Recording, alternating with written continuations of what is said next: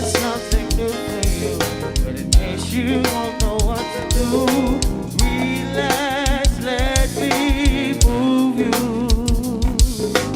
All these instances in the air, just one case we take it there, let it flow right through you.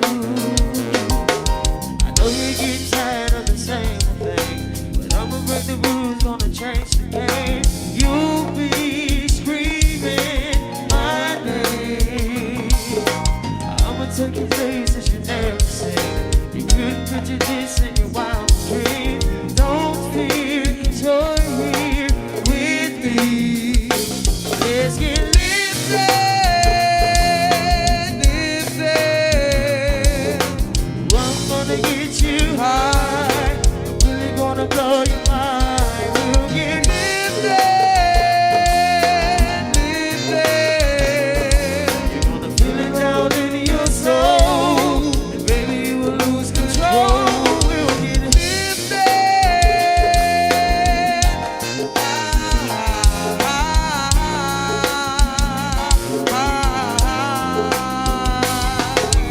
Once you take the hit of this, you won't ever want to quit. You'll be so addicted. Then I'll have you spinning round and around, crazy making freaky sounds. You won't want to calm down.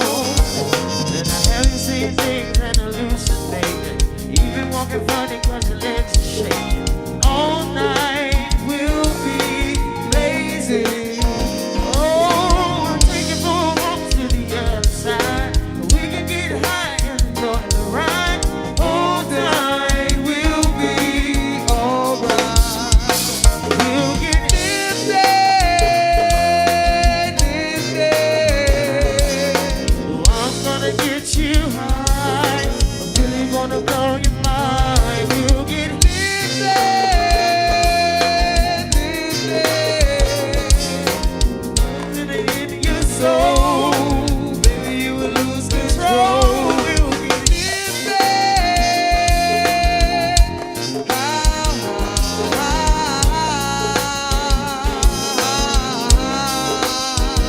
So come on and go with me. I'll take you there. Baby, I will take you there.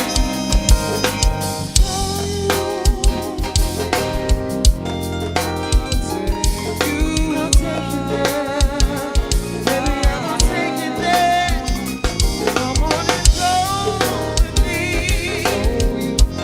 I'll take you there. Baby, I will take you there. Yeah.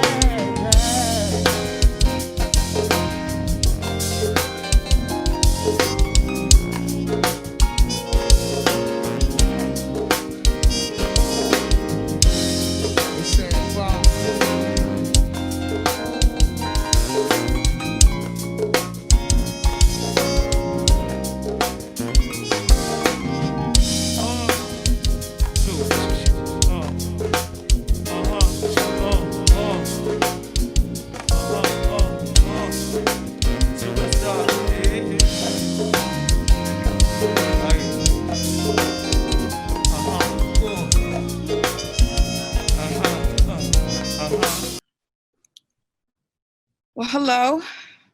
Hi. Everyone. Thank you so much for joining.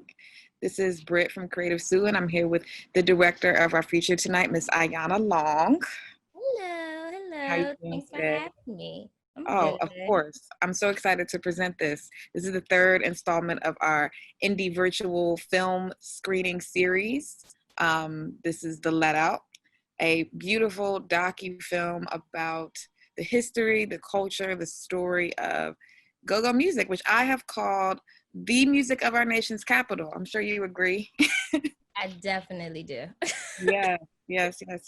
And yeah, for those who don't know, Creative Suitland, we're a nonprofit that recently opened in Prince George's County, right across from the Census Bureau. We had to close our doors due to COVID-19. We've taken our programming online, And it's allowed us to connect with so many people. Ayanna is an artist from DC, but currently resides in New York. Ayanna, do you want to tell us a little bit about yourself and your artistry? Yeah. I'm originally from DC, like you said. I'm in New York, but I'm moving back to DC at the end of the year. So I'm excited about that. Ah, Yeah, I started filmmaking about 5 years ago. And really this project was like one of the first projects that really kind of like got me into that space. And so, yeah, I really just wanted to do something that was like, that was important to me, and something that I was familiar with, but still, excited to explore. And so, yeah, this is what that project was for me. And I'm so gracious that, like, the city has like just embraced me with this. And yeah, happy to be here. we're so happy to have you. When did you complete this project? I finished it in 2018, I would say. I worked on it for about like 2.5, almost 3 years, really just because it took so long because I am in New York. So I was doing a lot of back and forth. But yeah, I finished it in about like 2018. Sweet, sweet. And just, intro, what was one of the most rewarding, memorable experiences while you were shooting this project? Can you name like one thing?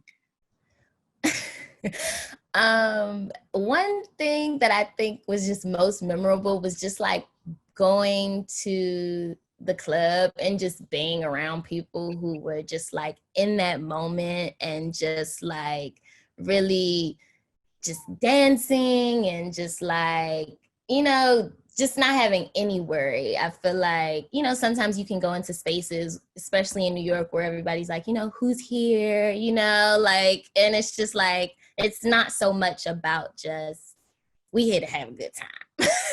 And so, and I like being in those type of spaces when I'm, ready to have a good time. So yeah, it was just like, just that raw justness that, I feel like is how I remember go-go growing up. And so, yeah, that was the most memorable thing. And I'm sure we miss that live music, especially now. I think we're all itching to get that live music go-go experience back. Nothing compares to live music. Like nothing. That's why we fight so hard to keep the live music going in the cities, because go-go music is about the live performance. It's not really, we have it recorded, but to experience it is different from listening to it on Spotify or Apple Music. You know what I mean? So different. Yeah, I don't really even think that you can fully, understand what it is without going to a party. Very true. Very true. So we're going to get into the film in a little bit. Do you have something that you want viewers to take away after watching this? I guess I don't really, I guess, have any intentions for what I want anybody to look out for or anything, but I do hope that just people understand the role that go-go plays in DC and really just take a second to think about like, how is this shifting right now? Mm-hmm. And just really just think critically about that, because there is a shift that I think is happening and that I think is really just important. Beautiful, beautiful. Okay, we're going to get into it. Thank you all so much for tuning in. When you get a moment, go to our website, www.creativesuitland.org, to see some of our other programs that we have coming up this week. This is the first of a very busy week for us. Tomorrow is the start of our filmmaking course, Let's Make a Movie.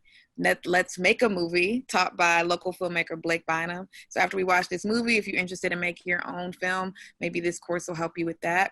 Friday, we have our Front Porch series starting at 7, this week featuring Black Folks Don't Swim, a band from the DMV area. So I'll shut up now and we'll get into the movie. Thank you so much, Ayanna. Oh, and stick around after for a live Q&A with Ayanna, the director. Ask some questions, get to know more about the filmmaker and about the filmmaking process. All right, I'm done, I promise. Thank you all so much. Yeah, what's up, y'all? I don't usually do this. First time I heard everything.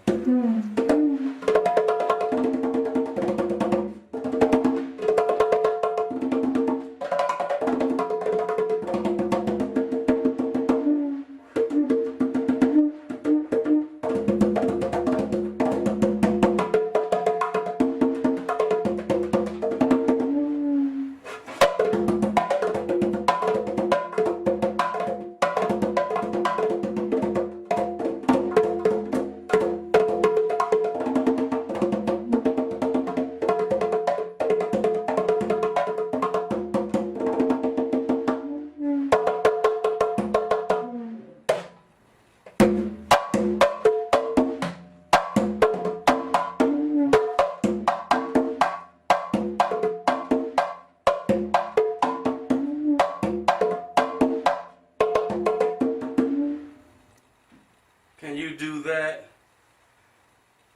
A lot of people out there talking about this and that. Too old. This and that. I've been doing this for a long time. And I love doing it. Keep on doing it. God gave me the gift. Keep on using it.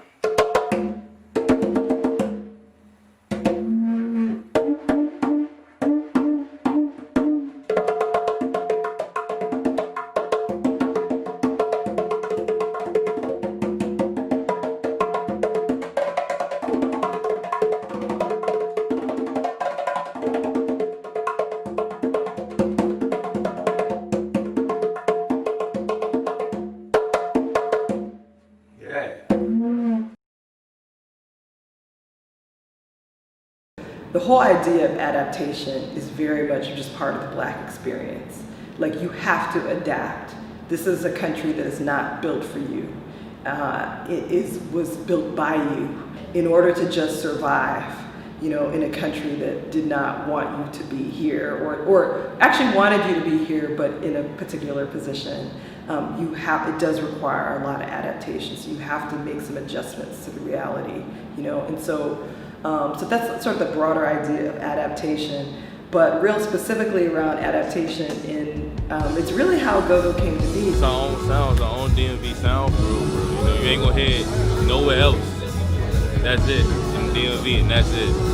Literally, it's everybody just coming together just to experience this one, like the bands and the music and the vibes and everything. You can't really explain the feeling of a go-go until you experience a go-go. It's a different culture. It's something that we own in DC. It's something that we love in DC. Chuck Brown, you know, he was a blues man. Chuck played everything. He played jazz, he played blues, and he invented go-go music. He was with a band called Los Latinos in the 1960s. And the thing that they were a Latin band. They played like Latin rhythms. And so the thing that he would do was they would listen to top 40 radio, and they would create the Los Latinos version of whatever was hot. They would play it. They would add in the percussion and different Afro-Latin rhythms, and that's essentially what go-go ends up becoming. Because go-go there's a lot of covers, so you're doing a lot of popular songs done in the go-go way, adapted in the go-go way. So it's interpreted through a go-go lens. Back in those days, the fans were not into originality unless they heard it on the radio. It had to be something that catch their ear, they've heard before or whatever. So we did top 40. I learned to sound like the radio. Any tunes that we did off the radio, they had to sound just like I learned year after year, and we got better and better to play those songs just like the record. And if you didn't do James Brown, you wouldn't get that gig no more. Well, James Brown was the hottest thing happening. Otis Redding, Wilson Pickett, Smokey Robinson, it was all happening then, and I learned to be, I became a perfectionist. I wanted to be perfect, but nobody's perfect, but I was close. And the next thing I know, in the next few years, we were like, it was calling us the #1 band in the city. doing top 40.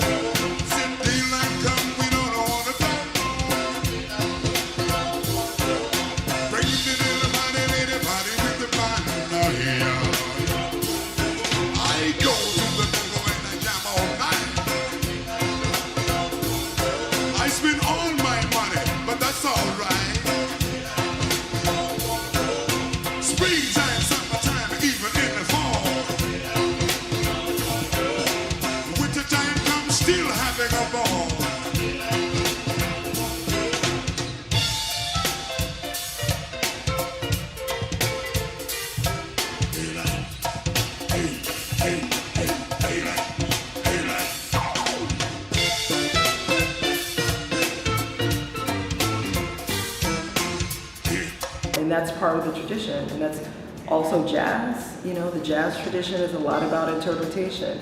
So the people who create the song, that's one form of creative genius and creativity, and that's, you know, and it's wonderful. But then there are other people who come in and reinterpret it in that live environment. You know, they put Sweet Cherie in the song, you know, and the 42nd Street Honeys, and, you know, like they through call and response, you know, sort of creating a totally new experience with the same song. People complain about the originality a lot as far as lyrics, music, but it's like a mesh of all genres, but with DC's only flavor, like the energy and the swing and the whole vibe of it is only found in DC. So, you know, sometimes I think people marginalize that and don't consider it an art form, but it absolutely is. It's absolutely is an art form, you know, to be able to speak to the people in the room, get their bodies moving, you know, and reinterpret a song that might have one meaning in one context, and then when the go-go band hits it, it's a totally different meaning. Well, you know, I had an older sibling or whatever that was in the go-go band, so that kind of inspired me to want to be in the go-go band, because, you know, every night you were younger, you see your brother coming in the house late, you know, coming from the shows, or where you about to go at, big world, man, I'm about to go to Progress, or he in the house listening to their new CD, or listening to a new Backyard PA CD, or a TCB CD, or Raw Image, or UCB. You know, we pretty much grew up listening to go-go, so like anything, he 4 years older than me, so anything that he coming out listening to, I would be hip to. But I started out in a band called After Dark Band, and I was singing, and I was like, well, I can't do that, because then if I do that, then people gonna be like I'm trying to be in my brother's shadow. Basically, I tried to do what he did, but it didn't work out for me, because his personality and his talents and abilities is different from me. He went to school for the arts. He went to Duke Ellington, you know what I'm saying? He actually trained himself. He actually was trained how to use his vocal cords, how to do certain things that I can't do. You know what I'm saying? I can just sing in harmony and by spirit, you know what I'm saying? Because the Lord was blessed me with the talent to do that, you know what I mean? But other than that, I mean, I couldn't do that. Like, I tried to be the singer, but it just wasn't me. It wasn't me. It wasn't authentic. So then I said, well, hey, let me be the lead mic. Let me try that out. Maybe if I do that, then maybe a person won't look at me and be like, all right, I mean, he in the band because his brother, but he found his own niche and he found his own lane. And that's what it basically did. I found my own niche and my own lane. You know, me being the younger sibling, I was blessed to have like a brother and his band help us out, you know what I'm saying, when we was coming up, like when we was in the garage practicing, you know what I'm saying, they helped me get organized. He sings in T.O.B. now, like my brother is the singer. That's your brother? Yeah. You I don't look didn't just know alike. that. You gotta pay attention to me, brothers. That's my blood brother.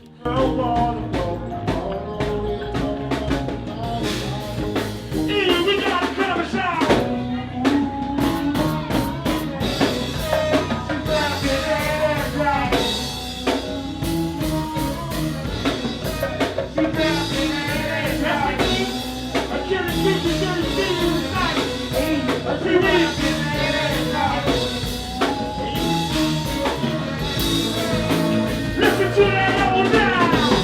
Well, my first introduction, man, before I even got in this band, was go-go. Like, I come from a go-go family. My uncle, the lead mic for Pure Elegance. Pure Elegance is the band that said, put your one leg up, put your booty on the floor. My uncle, that's my uncle saying that. I'm just taking my time, Miss Tansy. I see you, Miss Tay, right there getting it in. And Miss Nina in here getting it in. Hey, son, get it in. My nigga Big Boy, get it in. Hey, Ron, get it in. My man Tyrone, get it in. The whole uptown, get it in. The whole Devilwood, get it in. Riri, you get it in. Miss Tay Tay, get it in. Miss Nina, get it in. Miss Lady L, get it in. Like to see the ladies get it in. Everybody ready, get it in. You ain't new. Everybody that's good. Hey, Mighty Mo, show 'em how to go. When I first said, told my grandmother, told my mother, told my father, told my uncle, everybody, especially when I told my uncle, he was like, man, this is what you want to do? I was like, yeah, man. I mean, I grew up on the music. I love the music, so, you know what I mean? I was like, yeah, I enjoy it. I want to play in the band. The music, that's what we love, the music. And the band, the whole New Impressions. Rest in peace, Polo. Hey. TCB forever. This Martinis with New Impressions usually play. They got that crank for y'all. I'm talking about that real shit, like not just go-go shit, that real shit. I feel like they like musicians, so they ain't nobody off the street that just playing, you know, that know how to make a bounce beat on the drums. Paul, let's have some fun. Fuck that shit. I'm gonna start it off. Look. Tell her, I like your style, baby. You drive me wild, lady. There's no other guy in the world who could treat you like I do, girl. I got the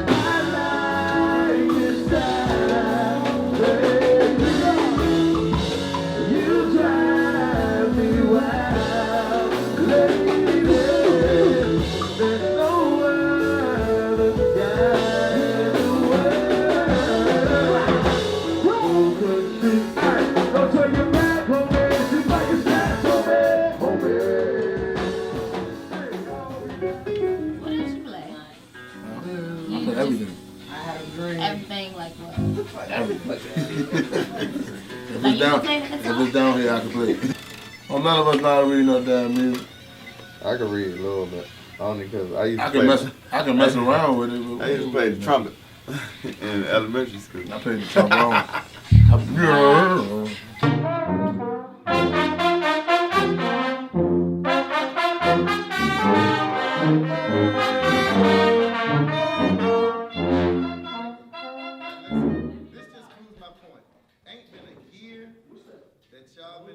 In middle school, I don't know if now the curriculum, requires music, but I know we had music back in middle school. We learned how to play like quads and the snare drum and trying to learn how to read music, and certain people, was in the music class in the band. I was in an honors choir before, so like I pretty much already had the, the upbringers and the, I already had the infrastructure, which was already laid down.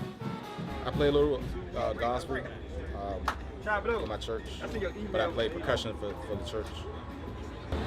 like it gets you through some services. I got a church background, like upbringings, like my mom, my mom's side of the family, uncles, deacons, my mother, Sunday school teacher, my aunt, superintendent, Sunday school, my aunt, my sister was the liturgical dance coordinator, and my cousin, and my little cousins on the usher board. So like I got my family, my mother's side of the family, they roots is in the church. You know what I'm saying? They from uptown and shit. They roots is in the church.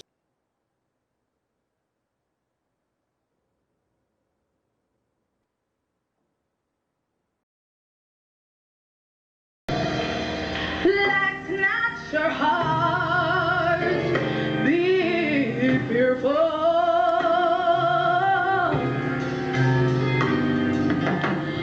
For where there is fear, there is no faith.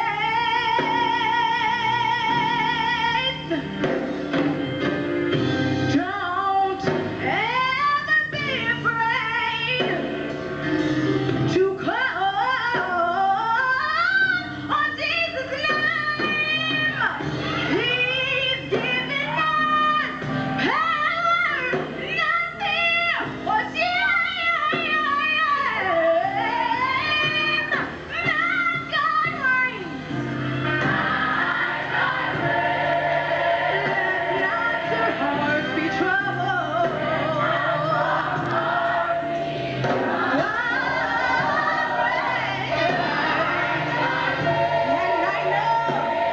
I know He can do. Oh Lord, oh He's the Lord, He's the Lord of Lords, He's King of Kings, He's Prince of Peace, He's Yahweh.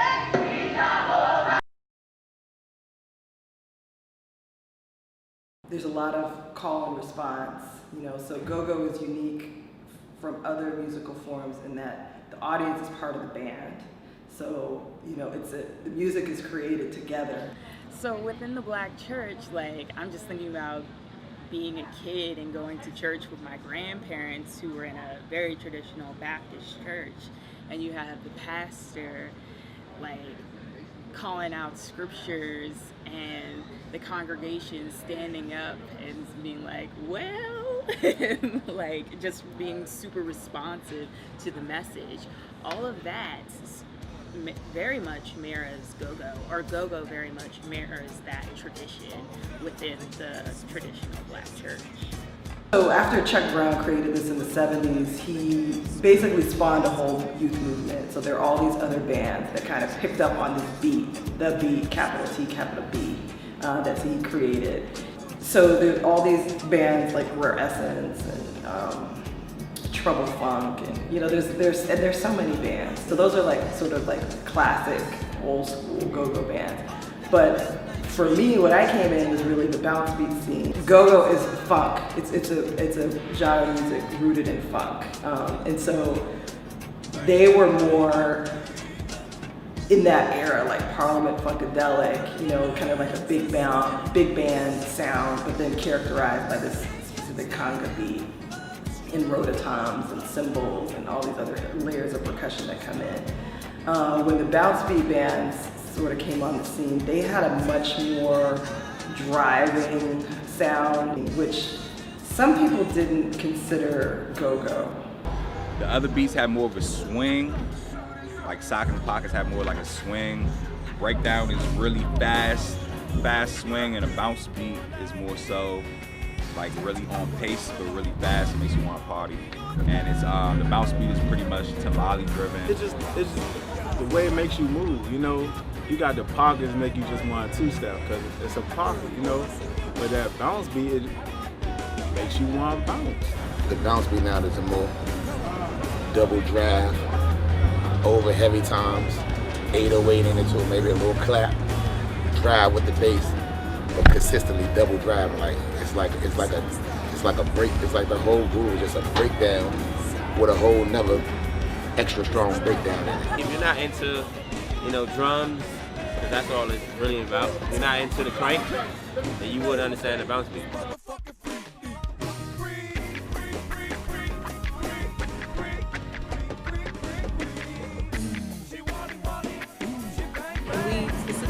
to go see TCB. And let me tell you, that whole scene, like the floor was sweaty.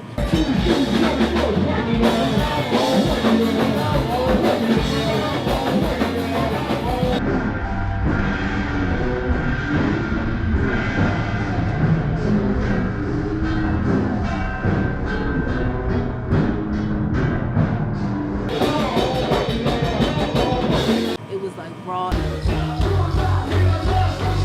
It was just like all good vibes. Y'all said was it count my money? Said 150 big ass count the green. Just it's not please the booty, that's your beauty.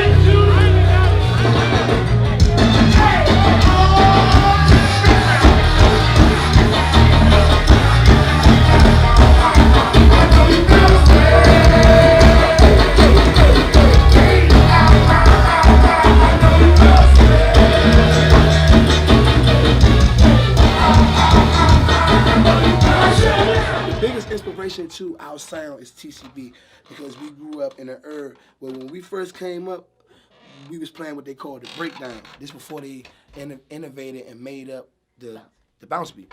And the breakdown is kind of similar, man. Everybody knows Backyard really pioneered the breakdown. They wasn't the first band to hit the breakdown. They pioneered the breakdown. Whereas though, like, I mean, Junkyard had a breakdown called Beef Jerky.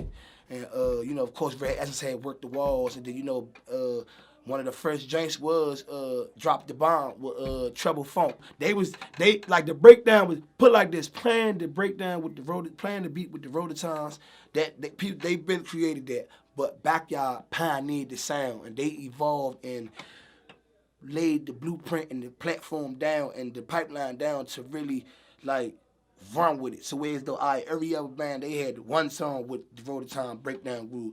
Backyard, they got one song, then they got another song, then they got another song, and it might be different things, but it's still breakdown or dope jam. Then they even came up with a name for it called dope jam.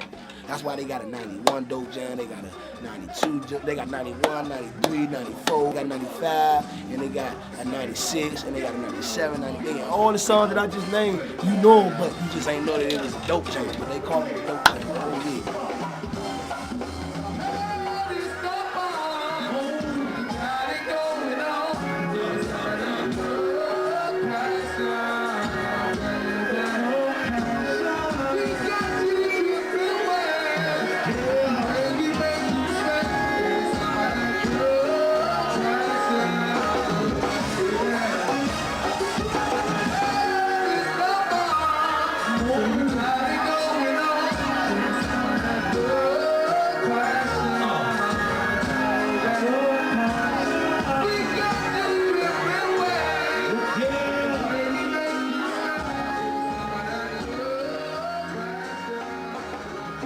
So that's really, you know, the breakdown. I'm gonna say that what everybody was playing. Even TCB, they was even playing that. But then, like, once TCB made up the bounce beat, that was like, okay, that's what everybody wanted to be. That's what everybody wanted to play that. They stepped outside the box and said, we gonna try something different. And they started a whole epidemic of what they do into what go-go is now. I like it because it's us. It's my generation. It feels familiar. It's what I listened to in high school. It's what I went to in high school. I have memories associated with these bands. It's the soul, it's the beat, it's everything. And I don't know whether it's because I grew up in the go-go, but it's like my heart, body, and soul. So there's no other feeling being in a live band and seeing them play and hearing everything like verbatim, all natural. It's the best feeling in the world. You go to go-go, the best feeling in the world. You have so much fun. Everybody parties. It's not at the club. You stand against the wall. Everybody going there to party. You know, you go there to party. You know what I'm saying? I can go in the club and stand around, but if I go to a go-go, I'm gonna party. Live music, you get to see the band and how they play the instruments. It's fun. It's all love. And so a lot of the old school band, old school go-go fans are like, that is not go-go. But it is go-go, of course. It had just evolved. When it's all said and done, we're all in go-go together. You know, you have the grown and sexy, then you have, you know, the bounce beat. We represent the grown and sexy sector of go-go, And Society Lounge has always been that. It's always been a very grown, mature, well-dressed, well-behaved crowd.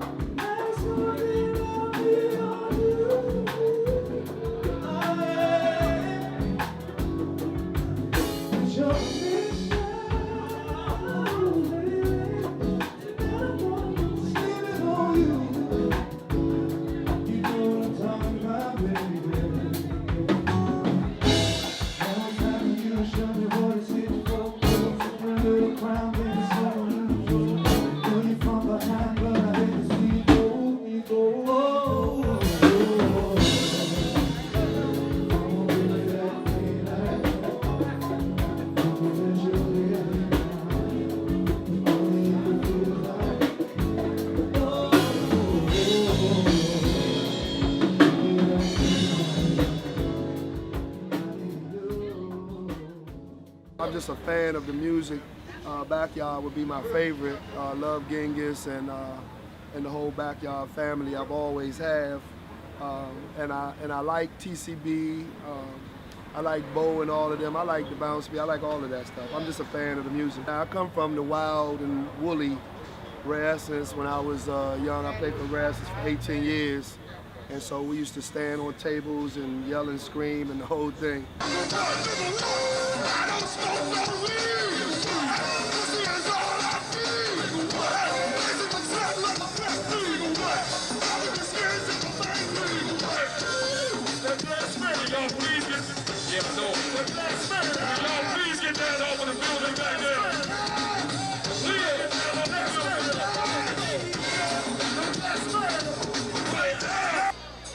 And look here, no longer will no more that we won't be able to play, but Backyard won't even play. The owner is right here, and he said the party cannot go on until y'all get down off the roof of this rooftop here.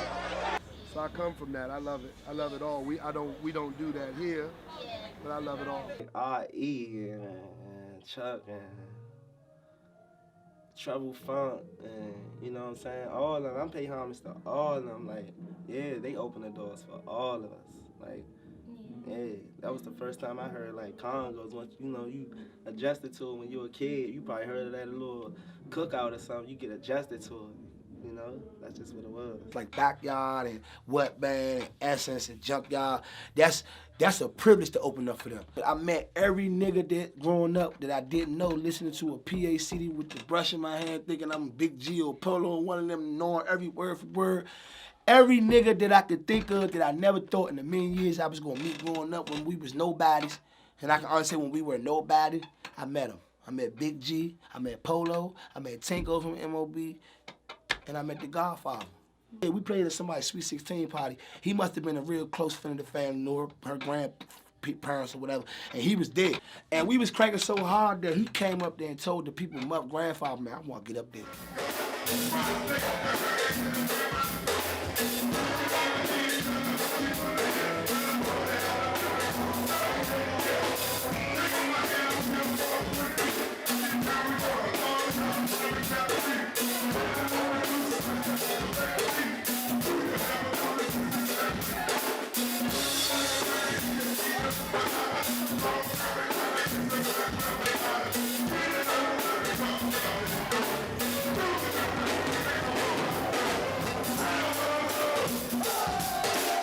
As we playing or whatever, I just see Chuck Brown out of nowhere. I just look over, I see Chuck. So, Chris and all them excited, and I'm like, oh, that's Chuck right there. I get excited. So I see the whole band, they getting excited. They get smiles on their face big as day.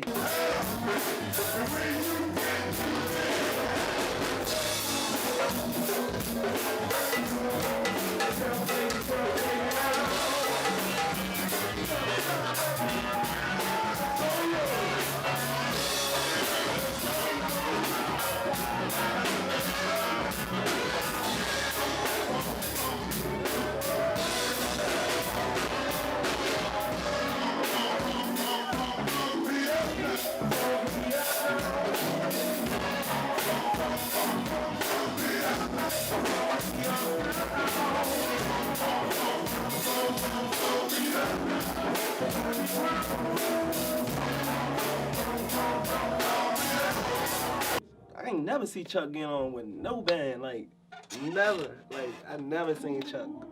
I seen him perform, but I never seen him get on with a band. And that was a special thing, getting on with T.O.B. though, like, for real. From where we came up. Getting on a bounce beat band, you mean? Getting on a bounce beat band, you get it? Yeah. So one of Go-Go's cousins is Juju in West Africa. Not so much in the sound, but in the way that the structure of how the band works, you know, and how its role in the community is very similar to Juju music. And it's really sort of like the West African griot tradition, which is usually a male. That role is usually filled by men. And so that's definitely the true in Go-Go. But also, I mean, I think that, you know, not just West African, I just think that just most cultures around the world are male dominated. Men dominate the public sphere, you know, and women are said to dominate, or traditionally women dominate the private sphere. There are a few go-go bands, like Belladonna is one, and actually Over Pleasure was another band historically. There have been female dominated bands, go-go bands, but they're the minority.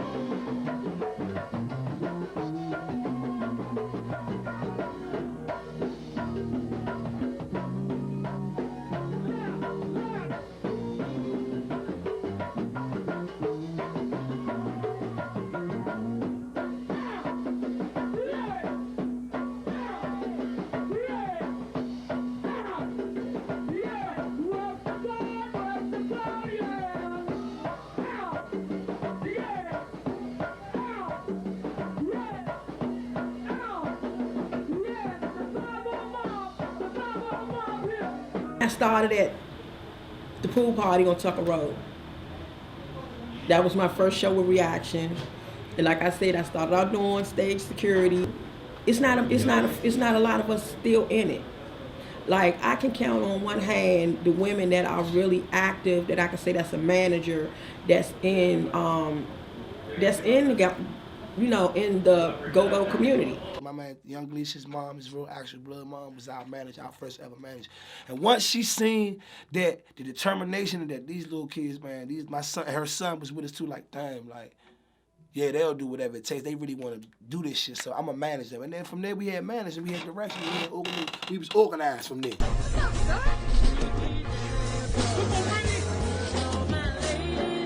She nourished us, like, you know, in so many ways. Like, we was like family oriented when we was going out. Hold on. Yeah. Tina, you tell him, Tina. Tina. Earl, Tina. Say something about my girl name. Tina even know I got a girl. Tina, what's my girl name? Brittany. Yeah, I love my Brittany. Hey, look, y'all. I got a T.O.B., man. Hold on.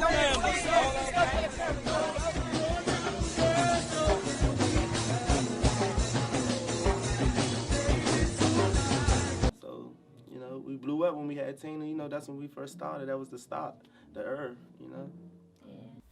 So I think about who was popular, like, in that era that I felt like go-go was all the area cherished musically. No one wanted to rap. If you wanted to rap, you were more so looked at as a joke because rap was not very relevant in the city. It was not the big thing. I always tell people this. In 06, 07, around those times, if Backyard played in a club next door to Jay-Z, people would go to see Backyard and pay more money than they would to see Jay-Z. Like, that's how hot go-go was around those times. So that's where everyone met. That's where, you know, you made friends. It was like a very big part of our upbringing. Pulled me out the night probably TCB, the good old bounce beat. It's just bounce beat music. I've been loving it since I was 12 for real. TLB was the first band I wanted to go ahead at the Market Lounge. Feel like the floor was about to cave in, but yeah. We had a huge fan base, like huge, still do. But kids as kids, like, and we got the young generation or whatever, and we growing up, we the same age as the people who coming to see us. You know what I'm saying? So it was like, it was a crazy experience. You know?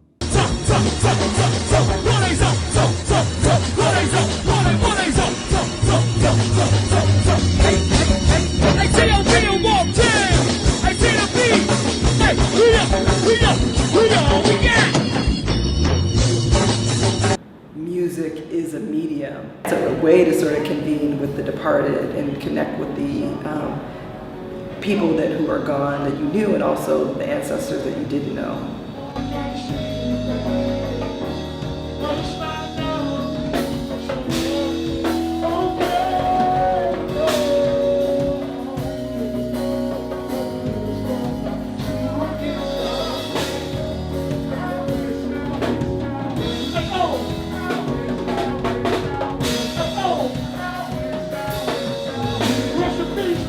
These are like traditions, you know, that we have been with Black people for hundreds of years, you know, so it's really powerful in that way.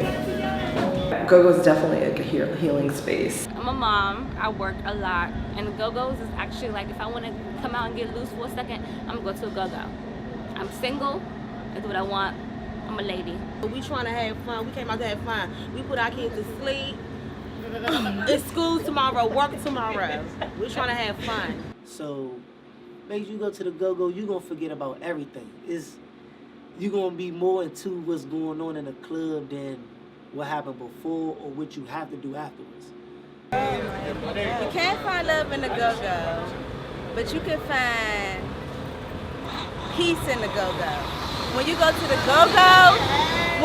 Go-Go, it's like getting away all your sins and all your anger and all your problems away. You go to the Go-Go, you clap your sins away. I'm a female, so I'm clapping. So I'm going to the Go-Go, I'm clapping my sins and my problems away. And we're going to go through the week and we're going to try it again. Like, I'm going back to Africa. Like, I'm about to clap down.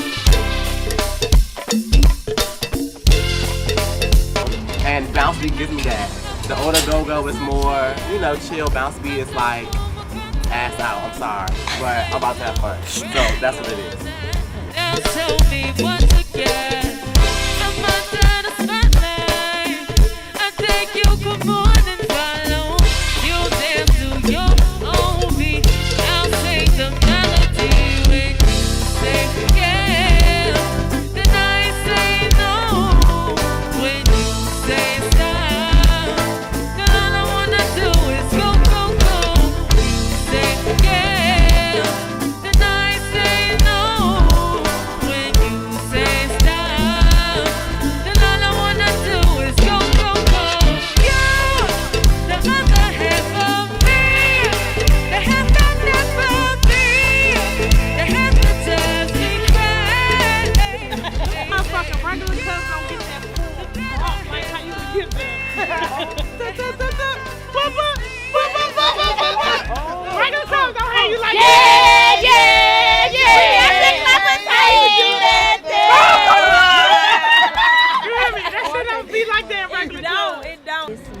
It's more unified because we all like Go-Go is like we raised up on Go-Go, you know, whereas like at a club it's gonna be different type of music, whereas Go-Go is like we all raised up on it, so we all pretty much are like We get lit at the Go-Go. there you go. Get that bounce beat.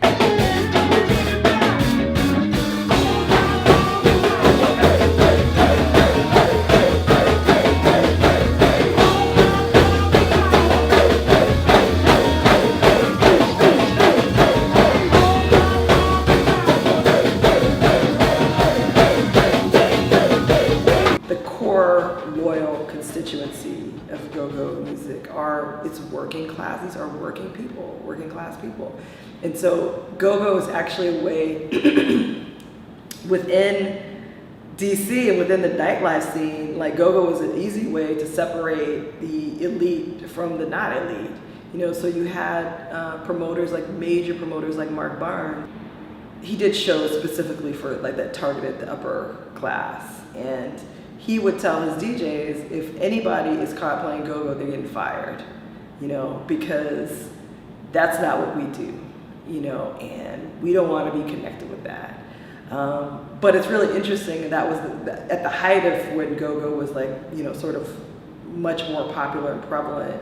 That was a way. It was an easy thing to do, right? We don't have go-go, then we're automatically cutting out. We're trying to send a message that we're not those kind of black people, which is really sad. But now that all this gentrification has happened, people will allow themselves, you know, to enjoy go-go. And the politicians especially have much different things to say about go-go music now, you know, than they did in the 80s when they were passing legislation specifically targeted at go-go's, you know. So it's sad because it's like, it's not at a time that like the city has changed so much that it's like, it really would have been helpful if they were that enlightened in the 80s, 90s, when they had an opportunity to support a culture that created a space for young people that was really important. Okay, so have you ever been to a go-go party? No, I haven't. Have you ever wanted to go to a go-go party? Yeah, I did, because I thought it would be fun. Why do you feel like you haven't been to one? It's like, it's for like the upperclassmen, so it's like, it's not particularly a age range, like a lower age range for us to experience go-go music. And it's like, it's not talked about no more. You don't really hear about it. Yeah. Does your family listen to go-go music? Like anybody like older in your family? Yes, my mom. What she My listen? mom, she like Outback. It's a new generation, so it's like, we not used to like what they like in the later day, the olden days. So it's like the new days is like we bringing out what we want for our youth and stuff, and it's like not what everybody else on here. Have you ever been to a go-go party? No, but I've heard plenty of go-go music. Okay, so what's your favorite go-go band? XIV. XIB. So why haven't you been to see them perform? Usually events like that have age limits, so like if you're 18 or over or some, you know, functions you can't get in. But like when they come out for like community events for like DPR or something, I'm, you know, make my way to something like that. But usually it's age limits that stop me from going to go-go functions. Are your friends interested in go-go music? Not many of my friends are interested in go-go. Why do you think that is? It's the same thing, like they just haven't been? No, it's just probably because they weren't raised in it. They weren't like, you know, a part of it as much as, you know, others might have. After us, after TOB, I hope it's some young bands that's keeping it going. You know, I hope they follow the legacy and keep it going. You know, but the youth don't. They like it, but they don't really get it. When I was growing up, all ages. That means everybody. And that means that it's all ages, 18 and under, and generally it's like anywhere from age 12 to maybe 19. You'll see kids at those spots, and so it's you know, really special, you know, that you have a place for kids, you know, for young people, you know, to be able to be creative, to, you know, to dance, to be with their friends, all those things. I really like Black Alley, which doesn't claim go-go, but we know the truth. We know the truth about what Black Alley is. Black Alley, you would tell me they're not a go-go band, but they play go-go. And there's nothing you can tell me. There's no disrespect to Black Alley, but they play go-go. They really play go-go. Anything that's a one-on-one beat, a socket beat, a pocket beat, you know what I'm saying? Anything with congos, you know what I'm saying, percussion, and it's, that's go-go. I don't give a fuck where you go. You can take this shit to Italy, right? You play, that's go-go.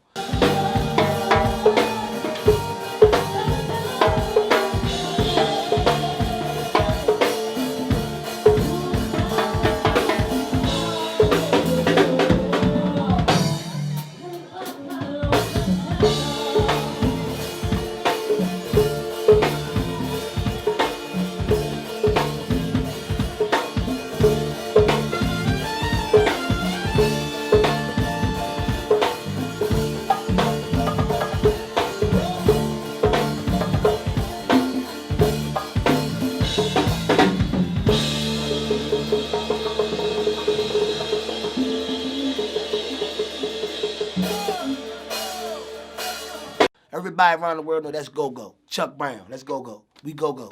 You know? So, I don't, you know, I mean, if they can do it, why can't we do it? Why can't we do it without calling ourselves go-go? When you talk about perceptions of go-go, often, you know, one of the first things that come to people's minds who've lived in DC is violence. And it's a really unfortunate connection. It's sort of like the go-go scene rose up during the time in DC that happened to be very violent, where the city was really infiltrated with guns.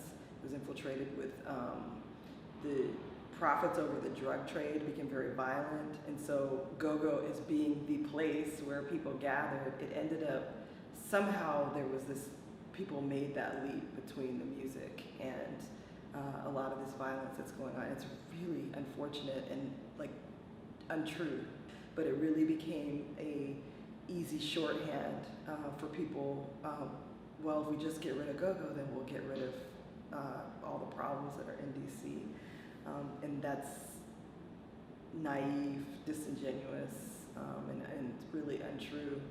So, you know, unfortunately, there's this stigma in DC around go-go music. I think when we're talking about labeling of subcultures, of social movements, of things that are not in the mainstream, they are done in order to make that label seem threatening and to undercut the power that those people have. When it's named by the media, so it just gets reinforced over and over again. I mean, it doesn't have to be even like the name of a group. It can be, you know, how that group is described, so that it is violent, right? It is aggressive. And so you just keep hearing this over and over. Of course it's violent and aggressive. I've heard it called that, right? That's how it's been named. That's how it's been identified.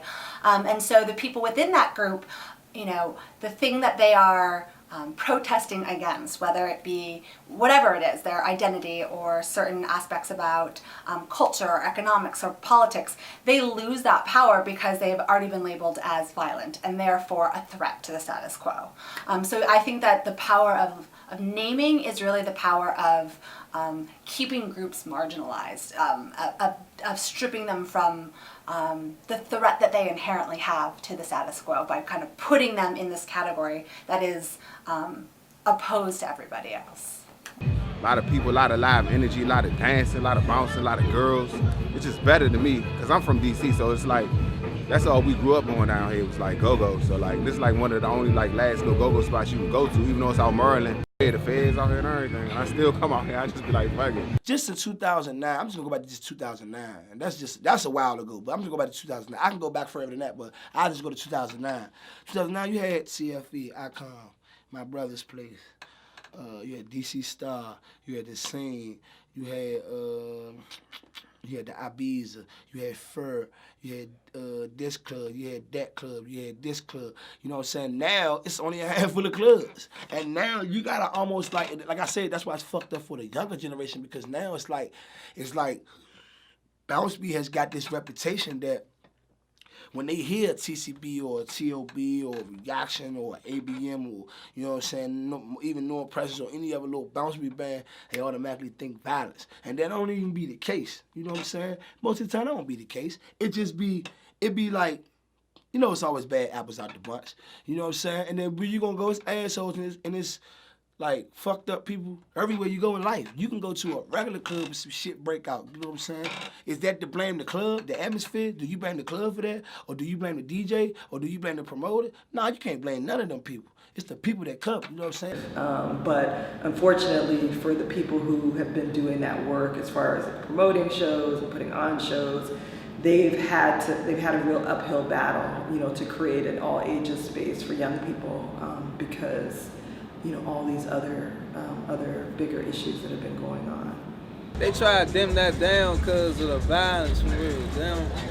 They try to dim it down. We know that shutting down places where young people gather might be a little bit counterintuitive. Like I said, it's like an opportunity missed. Because you got a lot of other events uptown, like Georgia Ave Day, they don't have that no more because of what happened like in 2009, stuff like that, so they don't have that.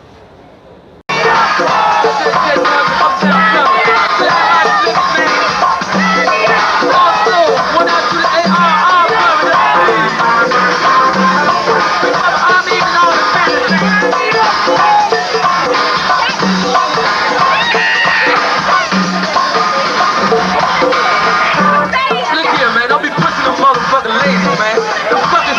nigga.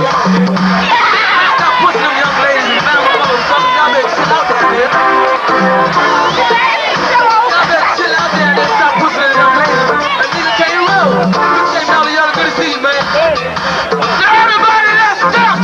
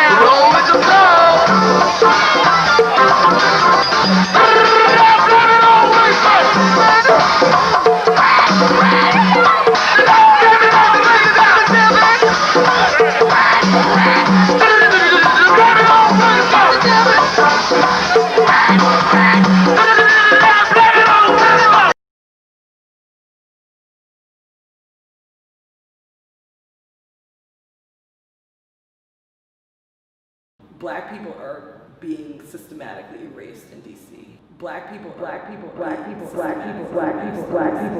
Search some quarters. Okay. Tyler House, 1200, Washington, D.C. My whole entire life, born and raised.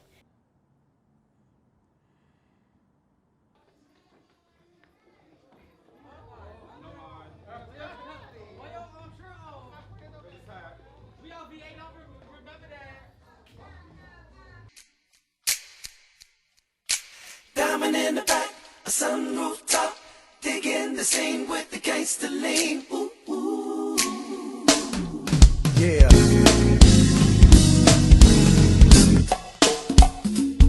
Subtle thoughts. We talking about the gangster lean now. With the diamond in the back. Look here, check it out now. DC, we be chillin' with the gangster link. Philly, they chillin' with the gangster link. New York, chillin' with the gangster link. Atlanta, chillin' with the gangster link. Maryland, chillin' with the gangster link. Carolinas, chillin' with the gangster link. Richmond, chillin' with the gangster link. You may not drive a great big Cadillac. Gangsta white wall, TV antennas in the back. You may not have a car at all, but remember, brothers and sisters, you can still stand tall. Just be thankful for what you've got. Diamond in the back, a sunroof top, digging the scene with the gangster lean. When you hear people riding down the street, playing music, blasting the go-go, when you hear the congas and all that, it's like, that feels like resistance. If you from the DMV or mainly DC, you know what I mean, we make up a go-go song for it. Hey,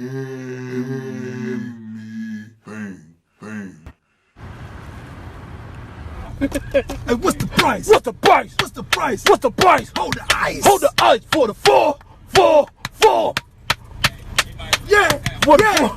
Yeah, for the 4, 4, 4. Let's take a tour. Let's take a tour. Let's take a tour. Let's take a tour. Let's take a tour for the 4, 4, 4. Very far. Very far. Social quarters. Social quarters. 1,000 for the 4, 4, 4. Junior bacon. Junior bacon. Stop faking. Stop faking. Junior bacon for the 4, 4, 4. Junior bacon. Junior bacon. Stop faking. Stop faking. Stop faking for the 4, 4. You just be saying anything. That's just what it is.